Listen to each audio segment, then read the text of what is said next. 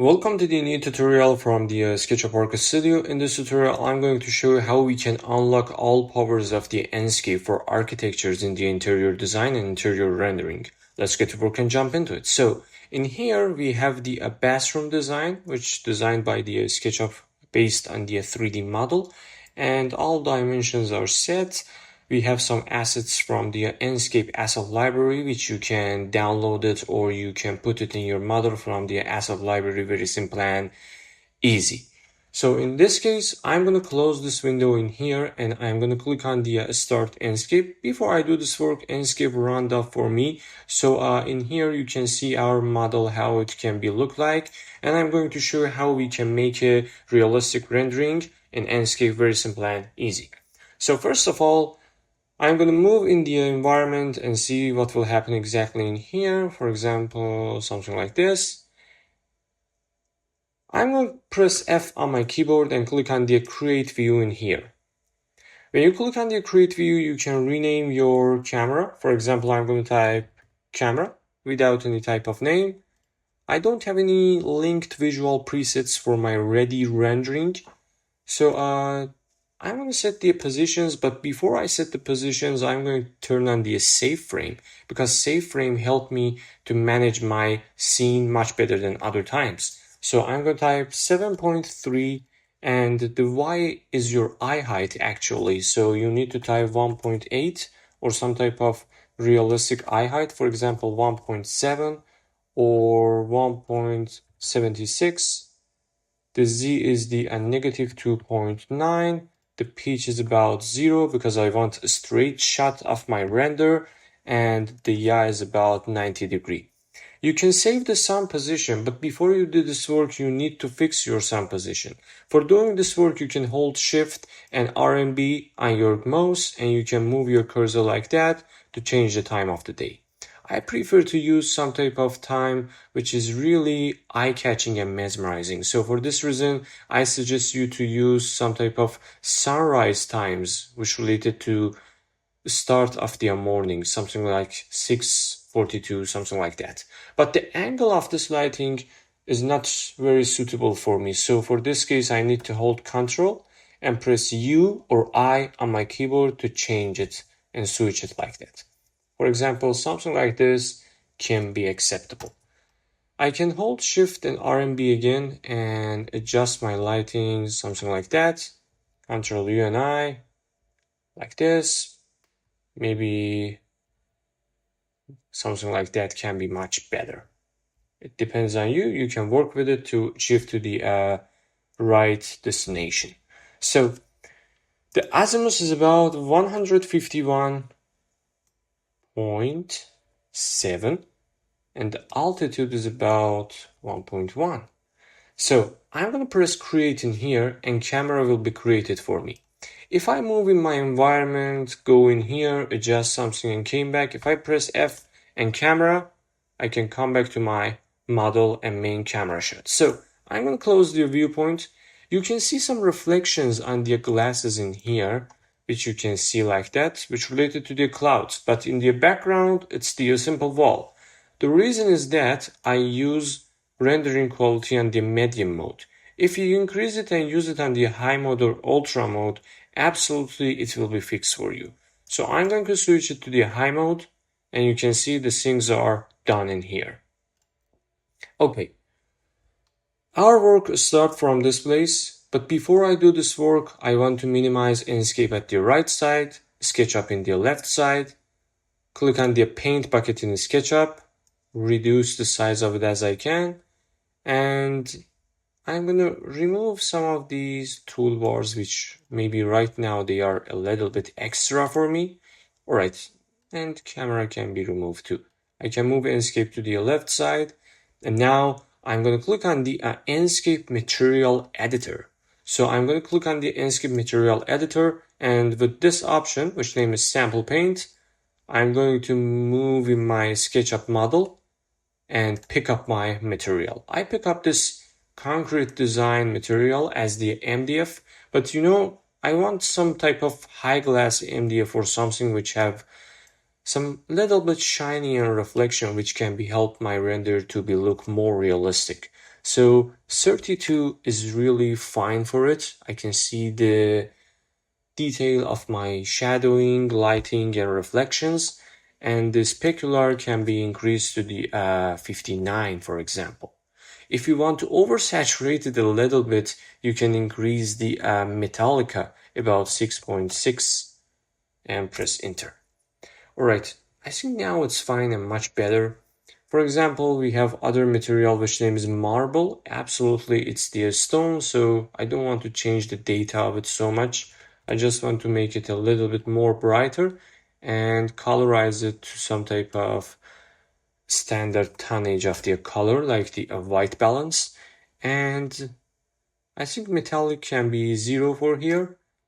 The wood is not important because it's in the background and maybe it's not in the detail. And I think everything is done right now for the steel smoke, which is the frame of my bathroom. I can reduce the roughness again, 19 in here. The glass basic, which related to the bathroom. I can come to the downside and increase the opacity like that. And you can see the changes, very simple, like this. If you increase the opacity, and now it will be get tinted. If I change it to the 94, you can see Enscape have some message for you. So try to control it on some logical number, for example, 78. I'm going to close this error in here. If you click on the frosted glass, you can see some type of other effects which related to the frostness, and it can be based on the blurring to the background for the material. But I think maybe it's off right now. It's good. Refractive index related to how you can pass your light through the glass. So 1.10 is enough for me right now. Specular can be increased to the 71. Now it's more fine for me. And I think everything is done in here. And it's about our mirror. Everything is fine. Okay, you can see some detail which Enscape provide for you, but right now it's totally not important because our material works so well. Okay, and we have vanilla cream in here and golden beige in here, which related to the hidden lights. I'm going to click on the golden beige and look at this place in my work, which we have some chamfers. So if I change the type from generic to the self-illuminated, you can see the lights changes. But I want to add this color for my main light color. So how I can do this work? I can click on it, go to the third window in here, and select this code in here, Control C, came back, third one, Control V, and enter. Okay, everything is fine for me. I can control the luminance power of it. So maybe 5000 is a little bit too much. 1000 can be acceptable right now because we are in the daytime.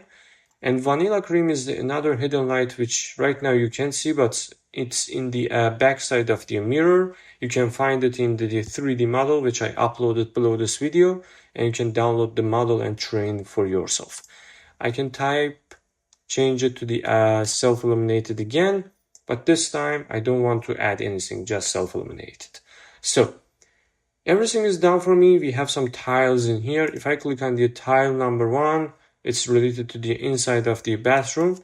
I can reduce the roughness to the 14, and tile number 4, the roughness is about 11. And you can see what will happen on our floor for our bathroom.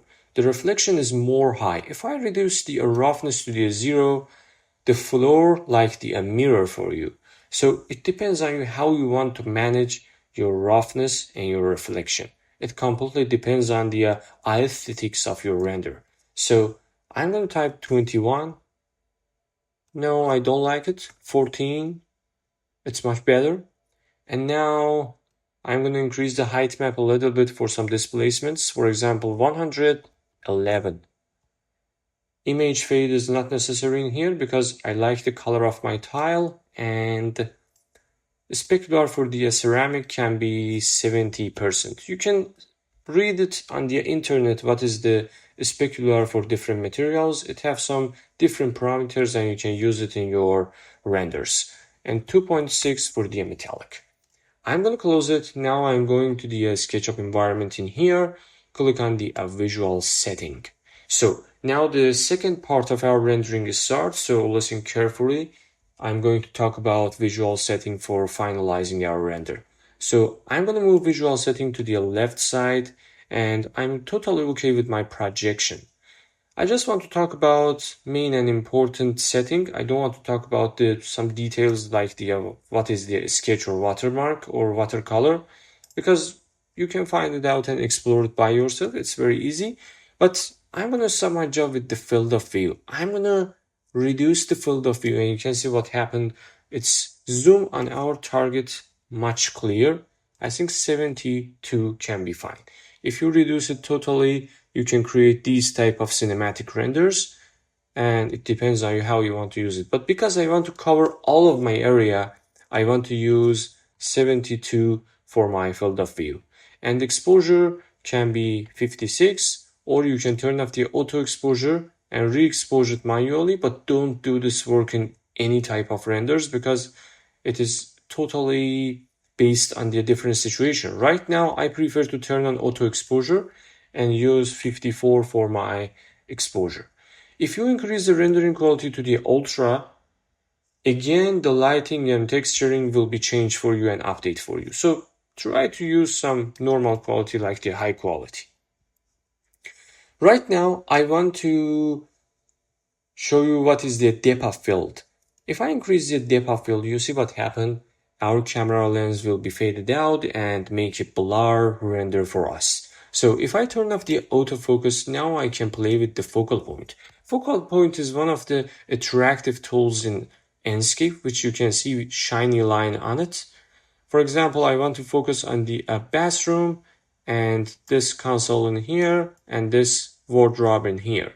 So I can change the focal point to some number like this, 6.94, and depth of field is 8.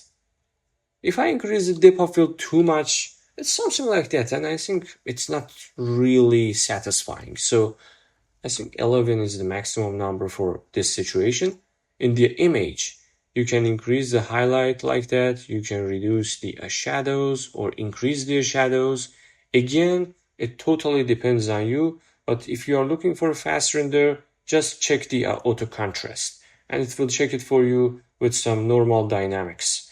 But if you want to make some more professional, you can use it manually. For example, if I increase shadows, this part of my render will get a little bit more dark than the other sides.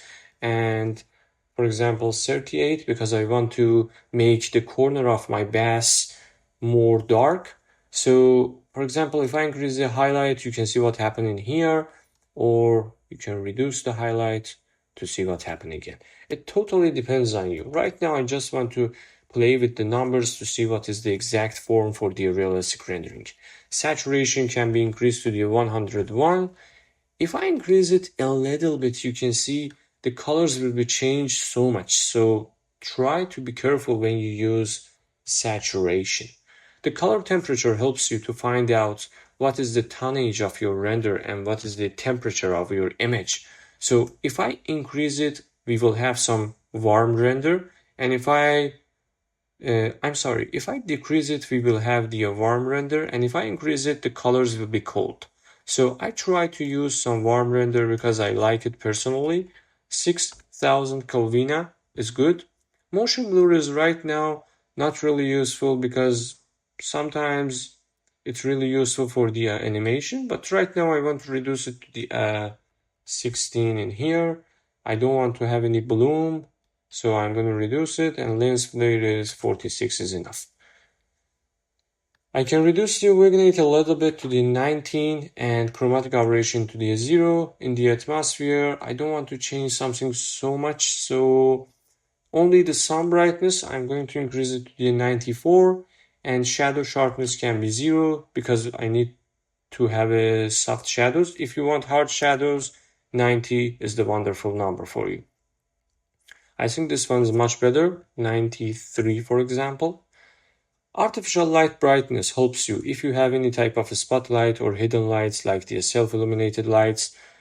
They will get together and make another brightness power for your environment. But right now, I only want to increase it a little bit, 119, and ambient brightness related to the environmental light, which if I increase it to the 90, you can see some changes in the environment, but it's not very remarkable or obvious. So in the sky, I don't want anything, just white background, something like that, and output is like this. So everything is done for me. Now time for the rendering. I'm gonna click on this option in here, which name is batch rendering if you have multiple renders. But because we only have one image, I'm going to click on the screenshot and save it on my desktop, for example, and type render, Enscape, and you can check the format of it, PNG or JPG. It totally depends on you, and I think PNG is better, and press save. As you can see, we make this render in about, I think maybe under than 10 minutes with Enscape.